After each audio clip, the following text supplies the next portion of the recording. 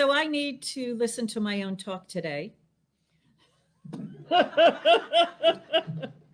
I've decided it is the last in our series of The Art of Living. Um, and, how long could this go on? And it's called Your Mind is Your Future.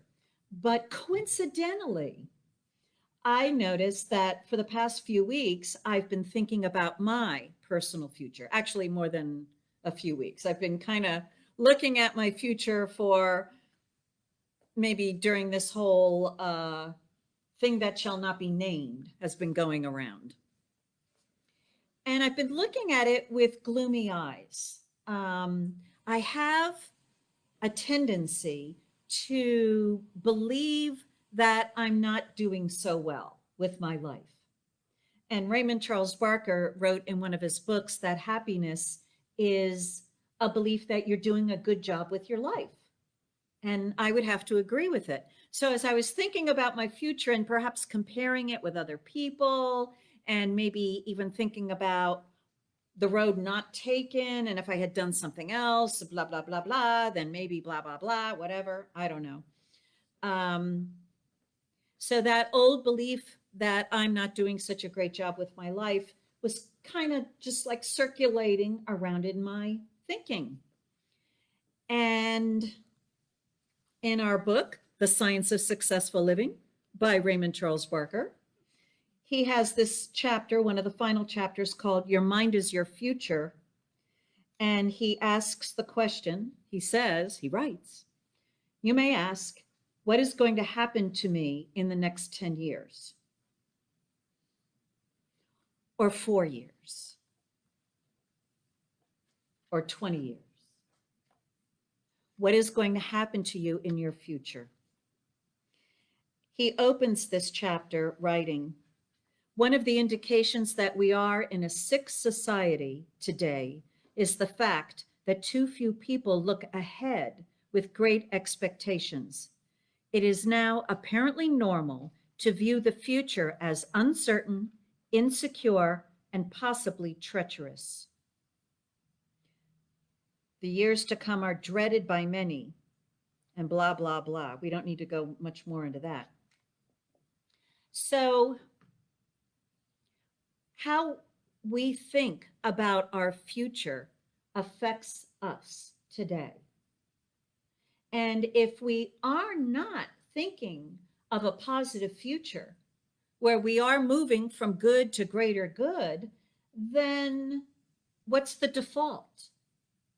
And we've listened to Raymond Charles Barker and the past couple of months about the necessity of creative ideas, the necessity of having something to look forward to.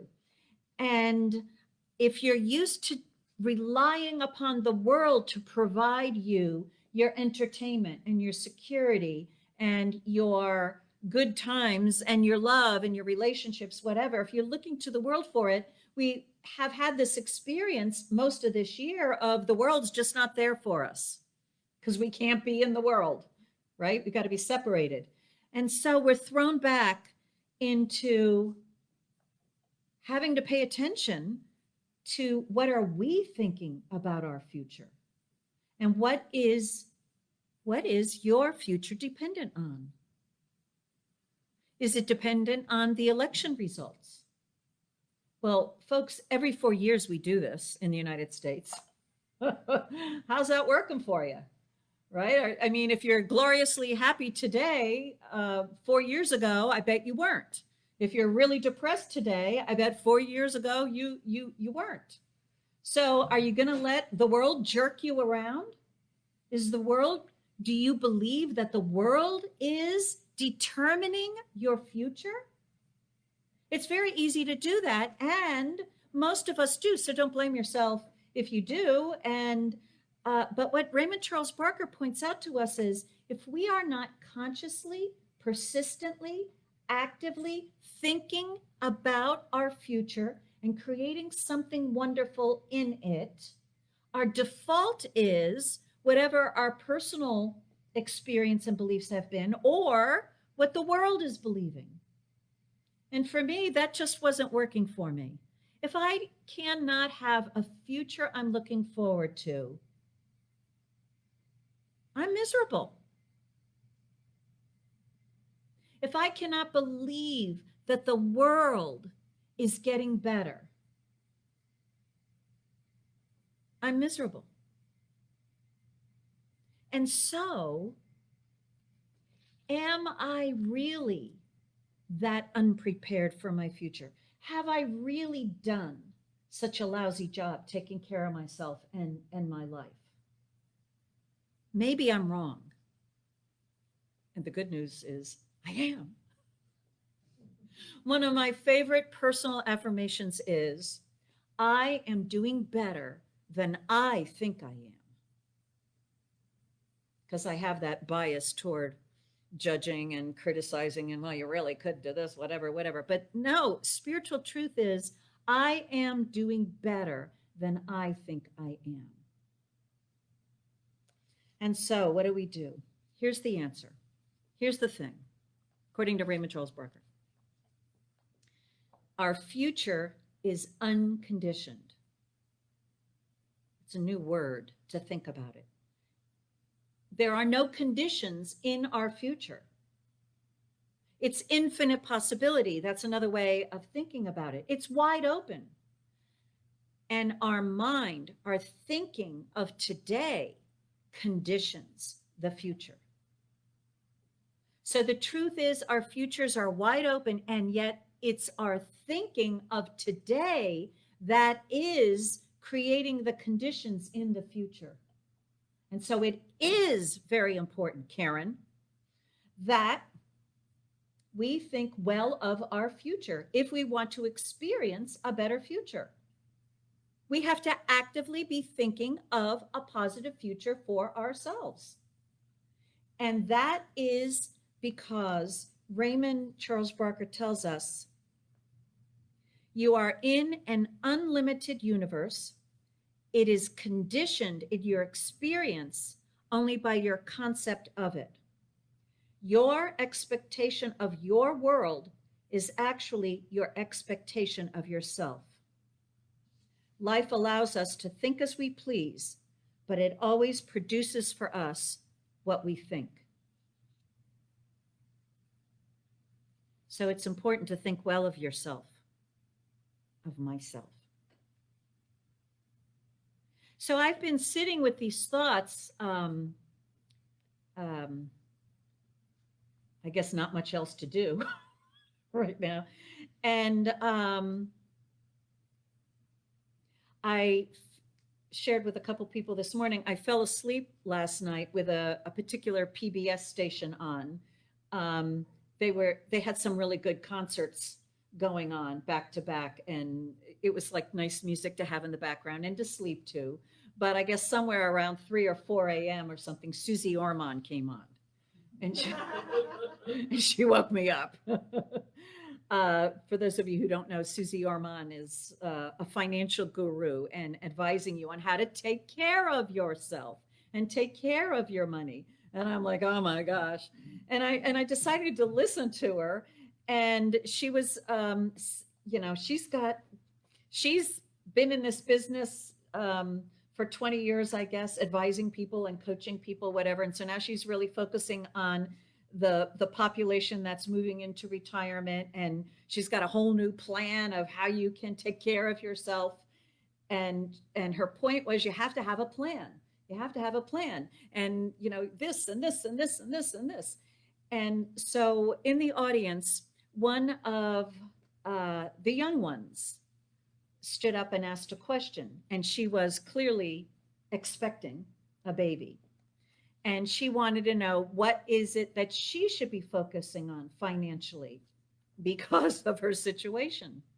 And Susie said, let me ask you a few questions. Are you in debt? And the young woman said, no. And she said, do you have 8 months of money saved in case of an emergency? And she said, yes, I do. And the young woman said, I've been listening to you since I was 15 and taking your advice.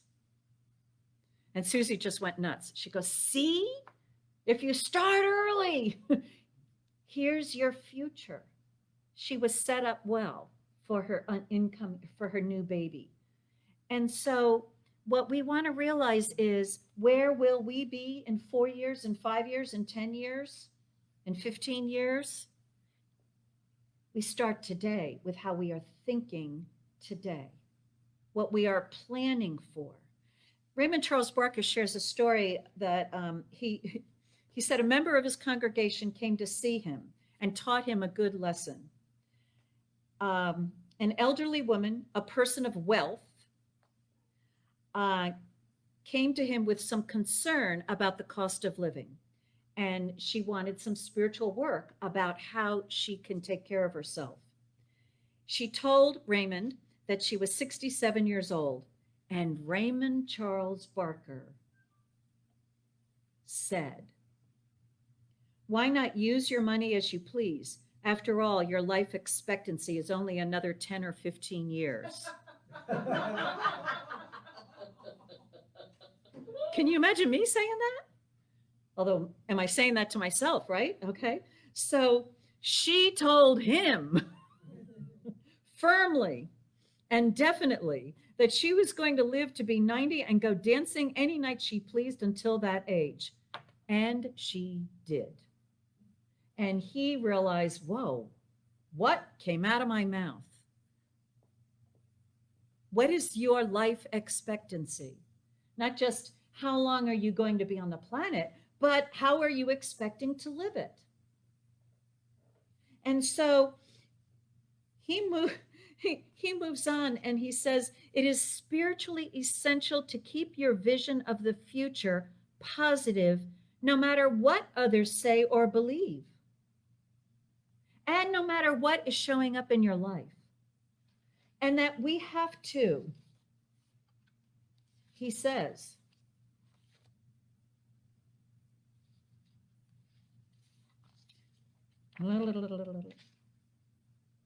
it means definite spiritual work every hour of the day. There is no quick, easy way to the spiritual development necessary to be certain of good ahead. We have to work at it every time we hear the news. Every time we come into contact with someone who's going, oh my gosh, we're going down the toilet. I mean, we have to, you know, every time we go outside and we see someone with a mask on, we have to be thinking about what we are thinking, because what we are thinking is conditioning our personal future. And so he says, every time any kind of a negative begins in your thinking, cut it in half. Don't let a full negative sentence complete itself. Affirm constantly that your mind is spiritually energized and only the good that you want is true. He says, hour after hour, day after day, this has to be done. In the beginning stages, you will weary of it.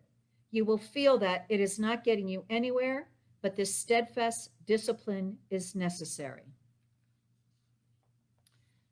We had a number of requests this morning for me to do a treatment of clarity. And that's our mind, our thinking. We want our thinking to be clear. Because he writes, for years, you have thought anything you chose to think. You have worried for days. You have feared for many hours. You let your mind run riot as it chose. And so we're now realizing that our mind is conditioning our future. We're realizing I can't afford spending time worrying about my future, because the law, I'm glad that, I think it was Jeff talked about gravity. Did you talk about, you mentioned gravity, right? Yes. Gravity's a law. We have to be grateful for it. I read somewhere this week that astronauts who are in space without the effect of gravity on them have their muscles atrophy. We need the pull of gravity to keep us working and alive. And so that gravity, it's a law, it's blessing us, and it's benefiting us, and yet we could still fall down and hurt ourselves if we misuse gravity, if we aren't watching what we are doing. And so that law of gravity is a law. And another law that we're talking about is the law of creating. And the law of creation uses our thoughts to create our futures. That's it. You don't have to worry about everybody else's thoughts and what kind of future they're creating unless you want to rely on the future that they are creating to be your future. That's why we care so much about who's elected and or who's governing us, because we're unconsciously wanting them to choose a future for us that we would like, so we can let our minds be lazy. I was going to say run amok. Maybe run amok, or maybe be lazy, but we cannot afford to let our mental muscles atrophy. We have got to pay attention to what we're paying attention to. And he said at first, it's going to be weary of it. I remember when I first came into this teaching, I was like trying to pay attention to every negative thought, and I wore a rubber band around my wrist. And my practitioner, Reverend Jane Brundell, said, okay, and every time you discover that you're thinking a negative thought, give it a little snap. Well, this wrist got so bruised, like in less than an hour. I had to take the rubber band off of this wrist and put it on this one. And then this one got all bruised. And then I had to put on that one. And I mean, an hour didn't even go by. I mean, I was just snapping all the time because my mind was just filled with negative thoughts. And yet, we want to cut them in half. We want to improve. We want to build our mental positive muscles, our mental muscles to be thinking, choosing the good that we want to experience. And there's no way around it. There's no way around it. We want someone else to do it. I would like one of you to do it for me. I don't want to do it anymore. Shut up. You gotta. I know the law is the law is the law. It's like complaining about the mental law of creation is like complaining about gravity. It's there, and it's there to be used. Life is the way it is, not the way we want it to be. And the way that the life is it creates for us the future that we want to have. But we have to comply.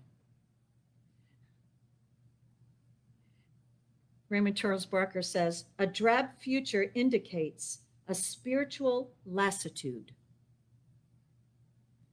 That we must think of great, large, magnificent thoughts and think about them personal, and there's nothing greater or larger than thinking about the divine presence. And so because we are a spiritual community and we are believing in spirit moving us forward, we're not just doing the mental effort of thinking things, but we're also connecting that which is divine and that which is glorious. And that's something which brought us this far will bring us the rest of the way. There is a power for good in the universe, and we can use it to create our future by what we are choosing to think now. That's the law. That's life. We're talking about the art of life. That's the rule. There are not many other rules. That's the rule. It is done unto us as we believe. I didn't make the law. Don't blame me. I don't like the law. I understand. So he says, you are taking control now. You are digging new channels. You know how when you start thinking new thoughts, right? It starts creating new grooves, actual grooves in the brain, because the brain's created channels, habits of thought, and it's, you know, the negative, the worry, the fear, the whatever, or the complaining channel, right? But now we're creating new grooves in it. You are forming new mental habits and giving creative order to your emotions. It takes time, but the results are certain. It is mental house cleaning, plus refurnishing. You are throwing out the patterns of failure and doom and replacing them with patterns of security and faith. You are destroying your thoughts of evil and at the same time glorifying God. You are providing the kind of mind that the infinite can use for the production of a greater good. You are becoming a vehicle through which ideas of greatness can function. That work is ours. Some of my favorite, I've given you some of my affirmations, but I am moving from good to greater good. I am doing better than I think I am. And that which brought me this far will bring me the rest of the way. Those are affirmations that give me a feeling of security and a feeling that I am doing a pretty good job with my life. And as I listened to Susie and her advice, and I realized, wow, some of those things I've actually done, I think I am doing a better job than I thought I was with my life. And as I compare myself to other people, I like the life that I'm creating for myself. And so it's important to start thinking now, what do I expect 10 years from now? Who do I expect to be? Who do you expect to be? Do you expect to be healthier? Do you expect to be wealthier? Do you expect to have more loving relationships in your life? Do you expect to be productive and more successful? Do you expect that? Are you with Raymond Charles Barker winding down because your life expectancy is only blah, blah, blah? Or what can I do? Boy, what can I do with these, 8-9 months of separation from the whole world? Boy, I wish I spent it better, thinking more positively. Oh, well, let it go. Start today. He says, start right now to think and act as though the years ahead will be better than any you have yet known. Start right now to think and act as though the years ahead will be better than any you have yet known. And it takes spiritual, mental work.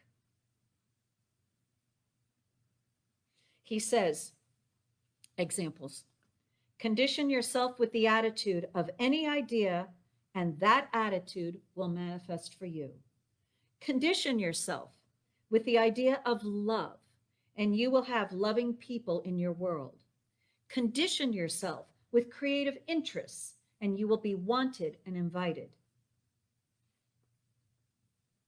Start today affirming that in all the years to come, you will be a consistent receiver and distributor of money. Start today affirming that you will be healthier than ever before, or whatever else is on you. He has a little treatment here, so let's do this now. Let's think. Contemplate the within. And let's know this. He says, I live in the presence of the infinite mind, which is God. In this presence, there is no limitation. It knows no age, no circumstance, nor condition. I am not bound by the human race acceptance of defeat. I am an individualized expression of life. I now affirm that my future is one of progress, creative activity, and financial security. This is not dependent upon world conditions. It is dependent upon my consciousness, and I know God as my present experience and as my future one. I fear nothing, for my faith in the one mind is great. This is the truth, and my subconscious mind accepts this truth and proceeds to bring to pass conditions which are in accord with it. He wrote this chapter in 1957.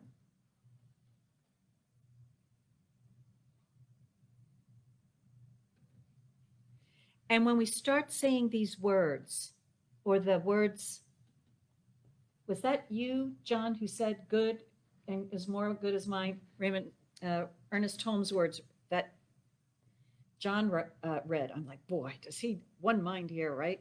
Good and more good is mine, and ever increasing good is mine.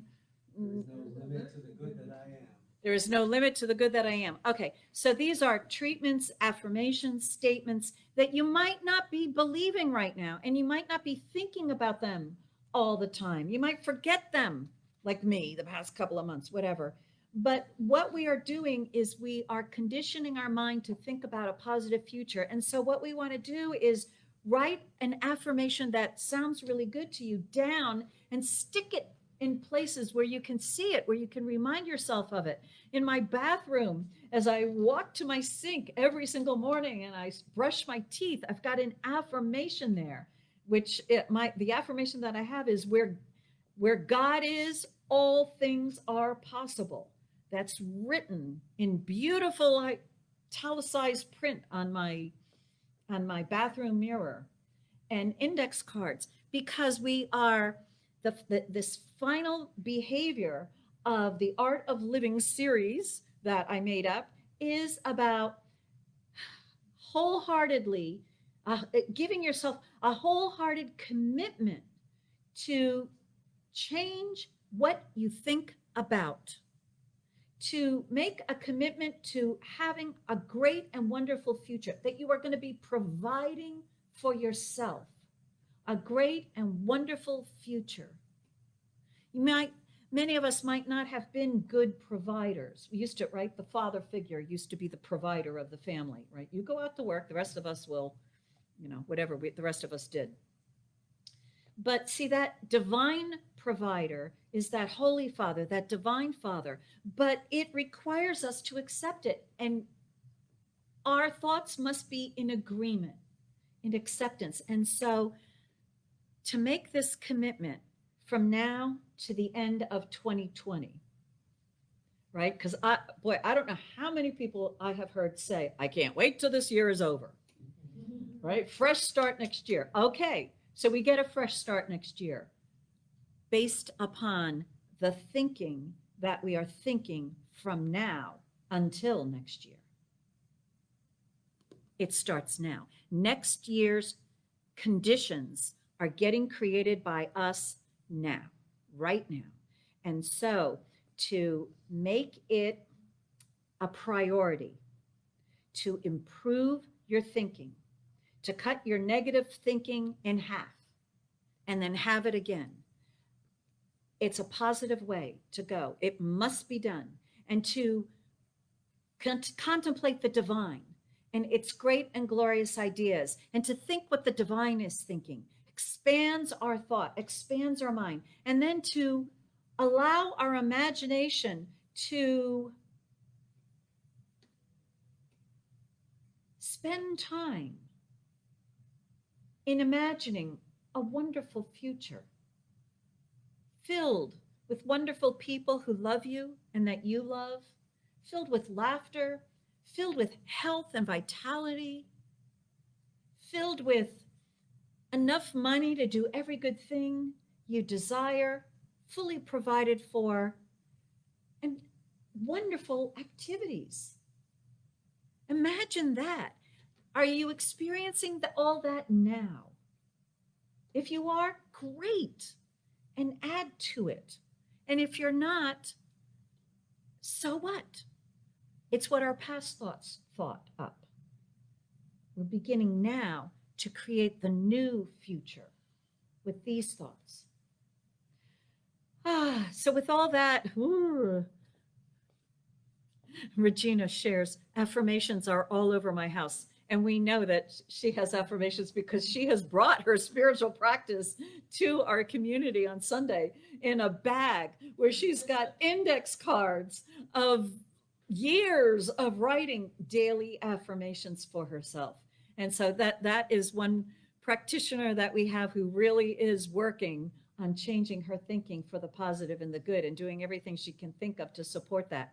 And so let's take this all these thoughts that we've been dealing with the past couple of months about how to make our lives easier. And um, it may be too much, but the one that we could get the most bang for the buck kind of thing is to begin consciously thinking of a positive future for yourself and conditioning your own mind, your own consciousness to believe that you are moving from good to greater good, and then act like it. So let's think about that right now. And Reverend Rich, let's have a moment to reflect.